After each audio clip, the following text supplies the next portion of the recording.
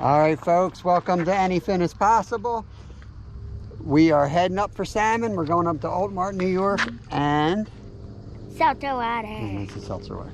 And yeah, we're gonna go up about 4.5 hour drive, and gonna see what happens. Coming off a pretty big high last night. If you've seen our video, you've seen our 50-inch muskie. I think I'm already calling it a 50-inch. It was bigger than a 48-inch tape, so it's grown to 50 inches overnight, I think. Pretty awesome. But we got to get our game faces on because now we got some salmon to catch, right? Woohoo! All right. Yeehaw.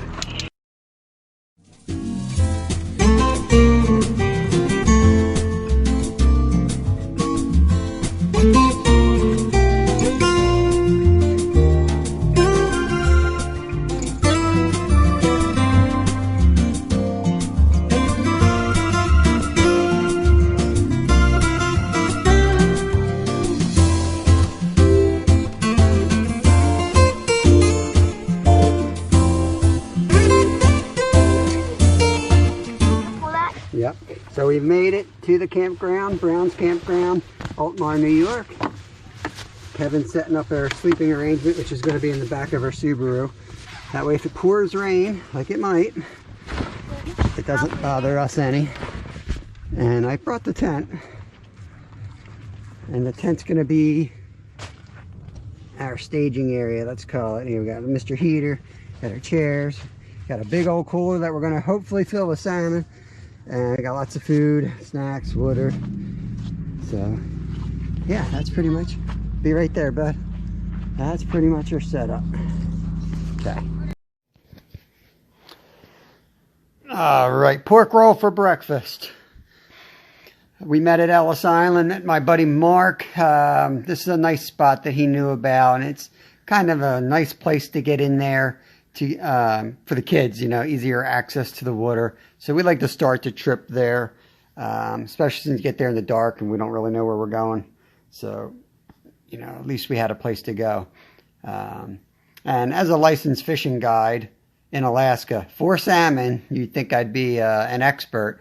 But if you know salmon fishing, you know it really depends on the body of water. And Alaskan salmon fishing and New York salmon fishing, though, like the presentation where they lay in the water is the same, the techniques and the fishing pressure make all the difference in the world. So you can't approach them the same way.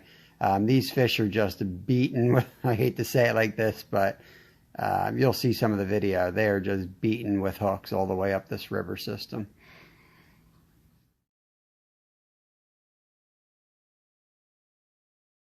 Holy shit. Okay? Oh, yeah. Here, give me that thing. That's so exciting, you fell over.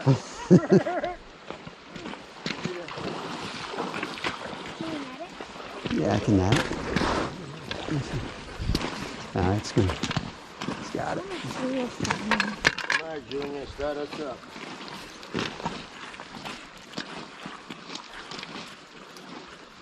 Right now, he's got it. I should take the rod this way and get it out of that main current. That's what you would do? Mm-hmm.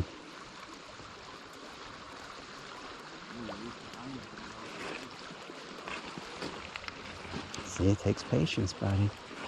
This could be us. Come over. Okay.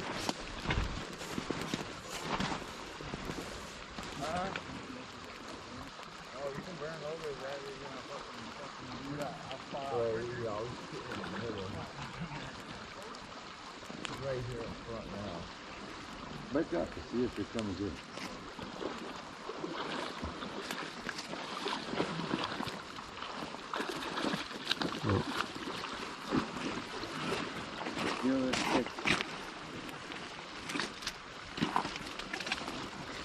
It's coming. It's coming in. Look how big he is. See how big he is? Mm-hmm.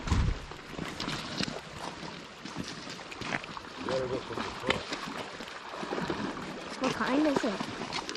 Okay. There he goes. Oh, beauty. Right. Nice. Nice. All right, so no salmon in the morning session. Park. Someone did catch one right up next to us, which was pretty cool as we were packing up. But it's a whole lot sitting around, right? And this is not the sitting around type of guy over here. If you don't know Kevin, you know. Okay, you should know he ain't the sitting around type. So we're heading back to camp, lightening our load. It's cool seeing my buddy Mark and his son. But we want to travel. We want to get out and walk, travel light. We want to get out and travel, walk light, and go down the river. So we'll see on that. There's lots of them? Why not come down? Just left our campsite. That's what's nice about this. You can walk right to the river. Just saw a dude and said there's a lot of salmon right in the first spot here. So yeah, a guy came up with one. So here we go. We're going back to the creek. Literally walking distance from the campsite. It's a good setup. So we started fishing right away. We had a salmon that Kevin was targeting, and a guy walked up following the fish and proceeded to walk right in front of Kevin, which really ticked me off. And we had words, and the guy upriver caught a fish. Another young kid caught a fish and was coming down. Nobody was helping the kid. Nobody was moving out of the way. So I went in to try to net it, and the other guy refused to leave, and I ended up actually going down in the river. I fell in, got back up, no big deal, but kind of put a bad taste in my mouth, some of the people hanging out.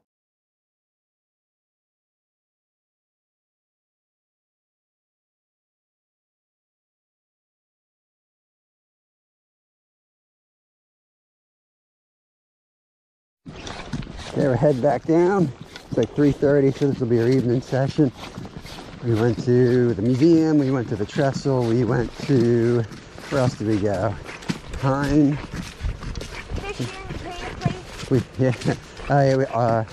What road, what little tributary, what was that? Remember? It feeds in, like by the trestle. Little tributary. Went there, had to pay $10 a fish.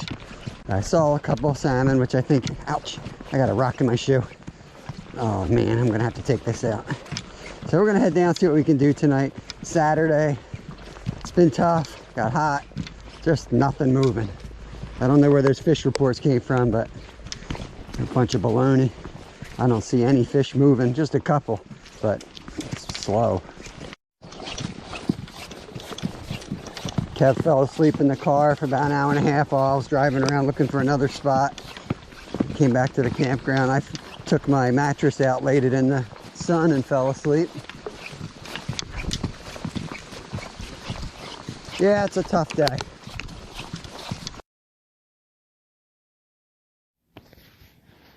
So our routine pretty much became, we'd go down from the campground, Brown's Campground. Can't say enough about the campground. Awesome place to stay. The owners, you know, they're busy as heck and they do whatever they can for you. And it's amazing. Can't think of the guy's name, but it's amazing he remembers everything he does because he's got people asking him questions. And as a guide and lodge owner, I know where he's coming from. People, it's very demanding. It's nonstop. And when the salmon are here, you go nonstop. So he's got to be tired. That being said, our routine basically would be to leave the campground, work our way, as we're doing now, down towards the trestle, which is the big hole, the best spot.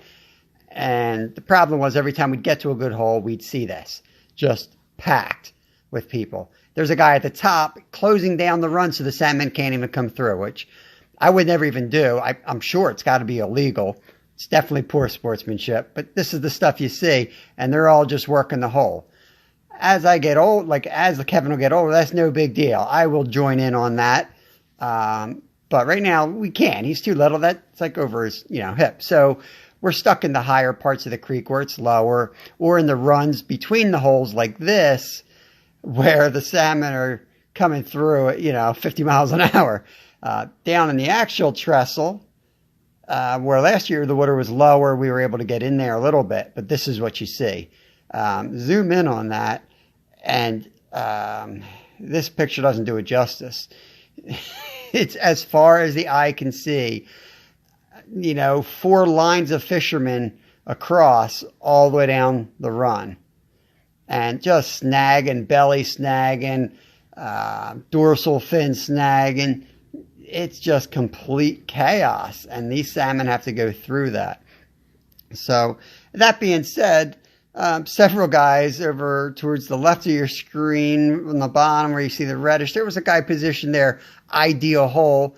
He'd snag one in the belly or the fin. You can tell just by the way they're fighting. You have no control over them.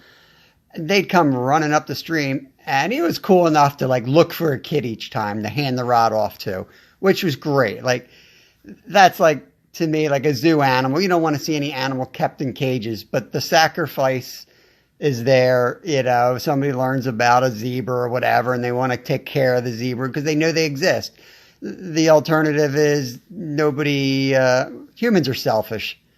I don't know how else to explain it. Humans are selfish. If you never got to see a zebra, you are probably going to care less about or know where they came from, their environment, what they need to survive.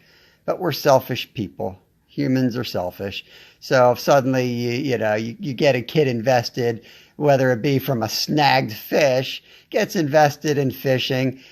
Hopefully, my crazy thought pattern is that they become more involved and they want to do right by the sport and clean the creeks up and the rivers, and the places become better places to fish, and just for environmental purposes, cleaner streams.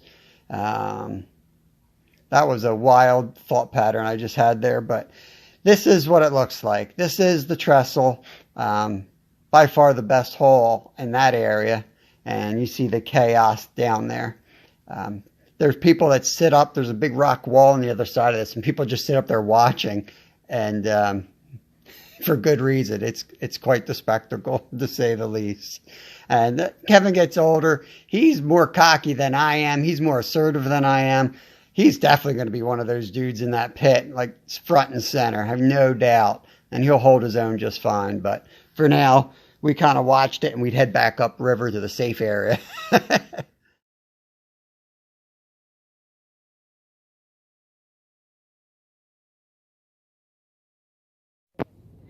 Saturday night at Brown's Campground. Got a fire going. Show you what we're working with here. Spam, cheddar cheese, turkey hoagie from a Lunchable. We're not going out. Getting smoked out. No fish tonight, but we got beautiful weather out here, so we're just going to enjoy the night. And tomorrow, what? Yeah, boy. Good morning from Altmar. Kevin hooked up. How was that one, Kev? Yeah, we followed it all the way in, and he got off right at the edge. It was very frustrating, but it was hooked, and it's a good sign for what's coming today. I'm gonna try to stay positive. I don't want to sound bitter, but Kevin was staying positive. We came down. He said he had a good feeling. We got down to the creek, and immediately, first cast, I hooked up. Never saw the salmon, nothing. He just came up and slammed it. So yeah, they do occasionally take it by mouth. But that was probably because they had overnight to settle down, and this was first light. I handed the rod immediately to Kevin, and I stayed with Kevin for 2 seconds, and then I realized he also needed. The problem was he needed help fighting the fish, and he also needed help landing the fish, because this river is flowing pretty good right now, or was flowing pretty good at the time. So I didn't feel safe really leaving him. So I kind of got stuck in the middle. I kind of got him back into a position that was safer. Ideally, he would have just run down the stream and kept, a little more parallel with the fish and fought it. But that wasn't really an option. And there was a few people around, and, unfortunately none of those guys helped at all or offered to help either way. They were more put out by us fighting a fish near them. So We lost that one. We had it for like, 5-6 minutes. And we were, honestly, we had him. He was right there. It finally got wrapped around a rock, and, I had to run down there to try to get it around the rock. And in the meantime, it got off. Kevin kind of tripped, and it was a whole thing, I'm going to stay positive.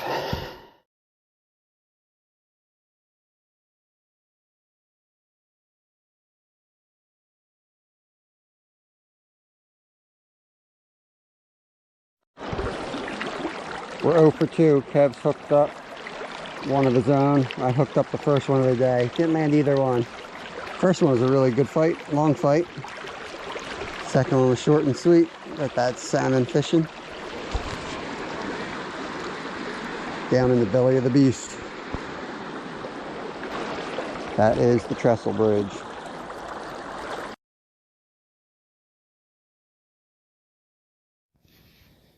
What I took away from this trip at a, I guess as a philosophy was how your actions can react, how your actions can affect other people, and how their actions can affect your, behavior and attitude. People always, everyone talks about all the meth heads and just the whack jobs up there. But for every whack job, there is like just an awesome person too. You meet some really cool people, and there is a great, partnership. People are always there willing to help you. But yeah, I guess it just doesn't take much to ruin it. It seems like you can have 2 bad people, and it doesn't matter if you have 6 good guys. You don't need that crap. We don't fish. We don't fish for a living, even if we fish for a living. That's our escape. Fishing's not supposed to have that, to me at least, isn't supposed to have that. That's not why I fish. So I just, I avoid all confrontation while fishing at all costs, or I'm not going. But like I said, there's some really awesome people out there too that hand off their rods to kids, and that's when I'm saying negative things. Keep that in mind, that there are those great people, and we try to be that type of person, and hopefully we can offset the meth heads.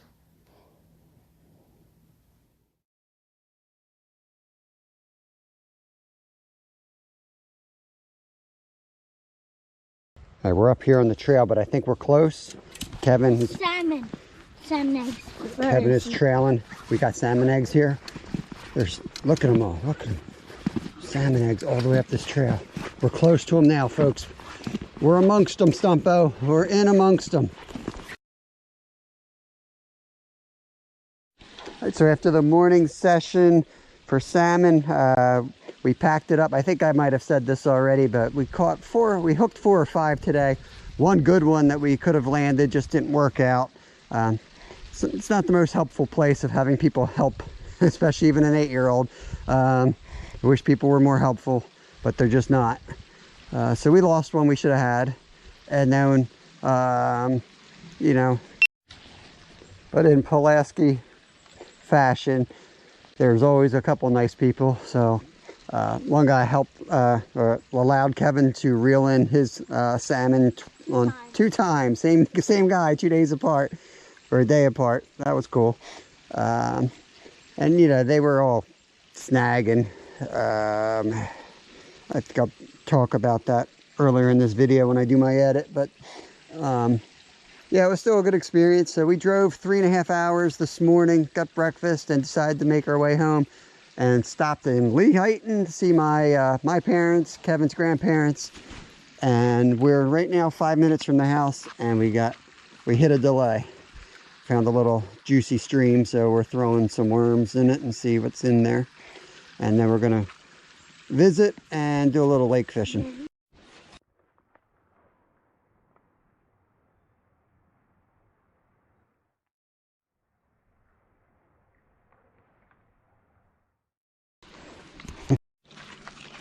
Whoa.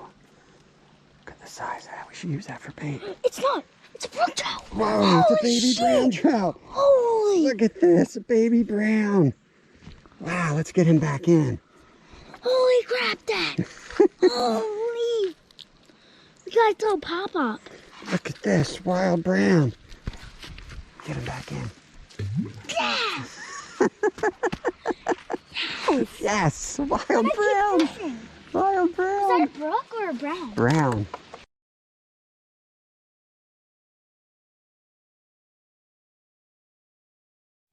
All right, so we picked up that nice little wild brown trout and made a quick visit to Grandma and Grandpa's. Got some food, and now we're down at the private lake. Don't try to find this. You're not allowed here unless you have a permit. And there's wild cabin down here. This is a beautiful lake. I want to get some underwater footage next summer for you guys here. What? Monster pickle. Snappy off. Right away. Are you serious? Yeah. Okay. So he just said he snapped off a monster pickerel. So immediately I have a rod to re-rig, and I'm carrying worms. But it's a pretty good life. Got my coffee, picked up some coffee. Here we are. See if he can hook up to this monster here. I don't want to get too close and scare this thing away.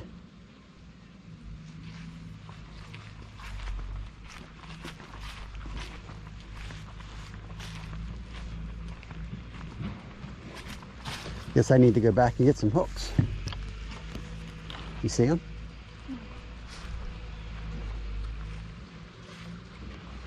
Holy crap. Yeah, this is a nice spot for a kid. I got to run back and get some hooks. I still don't know if I really should be taking my son up to Pulaski or not, exposing him to that at this early age, but he's not a normal 8-year-old. But hopefully in this video, I've kind of given you a few pointers if you do go up with an 8-year-old. And really, don't, you know, if your kid's not into it, definitely don't do it. Kevin's super into it, and I still not sure, because I don't want to open him up to an experience that turns him sour on the sport. That would be my biggest regret. Pond like this, little lakes like this, kids do not care what they're catching much, you know, as long as they're catching. All right, take your time, watch the brush. Watch the brush, bring them out this way if you can. We got one on. You want me to get him? You fight him. You fight him. No, okay, you fight him. Okay. There you go, buddy. Sweet. Can you bring them in this runway for me here? Hit them in the gills or something. No. It's just the ways they roll. That's what they talk about. Pickle, what do you mean? Jane pickle? Yeah, Jane. There you go. That's a nice one. Yep.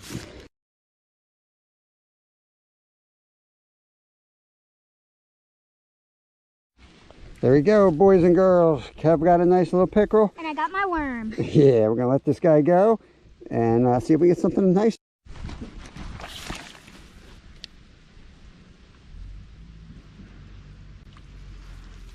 Oh, look at it. Yeah. That's what I saw. Nice, yep, just like that. There. Okay, we got a bass on here, folks. I'm gonna flip it up. Reel down, and flip it up. Oh my God. Get it, snap.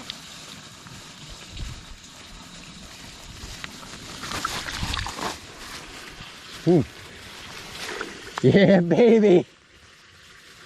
Got it. So just support it with your hand, not your sleeve. There you go. Hold it up. Let's get a good shot. Yeah, baby. Okay. Did you get the hook? This is my hook. I don't know where your hook is. Let me get a shot real quick and we'll get this girl on her way. You gotta hold her up. Smile. That's how you train your boy to hold a fish to make it look huge. A big fish to make a big fish look huge, I should say. It is a nice fish. Let's get this big boy go. Yep. There you go. Right back to our drain. That's sitting under the drain because all the food is getting sucked this way into this drain. All right, folks, I'm going to close it out here. I've got 14% left on my battery.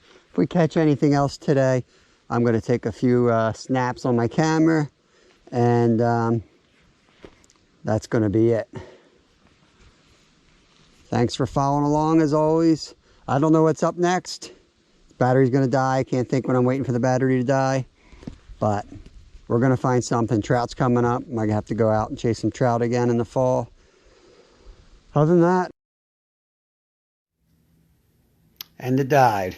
So these are a few catches we got before we decided to call it a day after a long weekend. And yeah, it was a great experience. We always make the best of it. Love getting out and about and fishing until we're dead tired.